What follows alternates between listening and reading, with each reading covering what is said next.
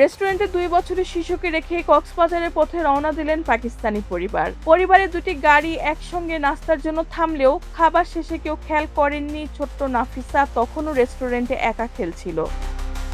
বাংলাদেশে ভ্রমণে এসে কক্সবাজার যাচ্ছিল একটি পাকিস্তানি পরিবার। পথে কুমিল্লায় একটি রেস্টুরেন্টে নাস্তার জন্য থামে তাদের দুটি গাড়ি। খাবার শেষে সবাই রওনা দিলেও কেউ খেয়াল করেনি 2 বছরের ছোট্ট নাফিসা তখনও রেস্টুরেন্টে একা বসে খেলছে। এদিকে শিশুটির পরিবার তখন চট্টগ্রামের কর্ণফুলী টানেল এলাকায় পৌঁছে গেছে। সেখানে গিয়ে তারা বুঝতে পারে নাফিসা কোনো গাড়িতেই নেই। বাবা মা ভেবেছিল সে দাদা দাদির গাড়িতে আছে, আর দাদা দাদি ভেবেছিল বাবা মায়ের সঙ্গেই রয়েছে।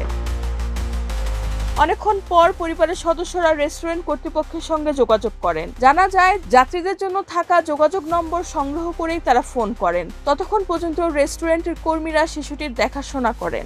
রেস্টুরেন্টের এক কর্মী বলেন, শিশুটি প্রথমে একটু ভয় পেয়েছিল, পরে আমরা ওকে নিজের সন্তানের মতো যত্ন নিয়েছি। আমরা জানতাম বাবা মা নিশ্চয়ই খুঁজতে আসবেন। একটি ছোট্ট অসাবধানতা কত বড় বিপদের কারণ হতে পারত। সৌভাগ্য যে মানবিক কিছু মানুষের কারণে নাফিসা নিরাপদে পরিবারের কাছে ফিরতে পেরেছে। রেহানা বেগম, প্রজন্ম 24।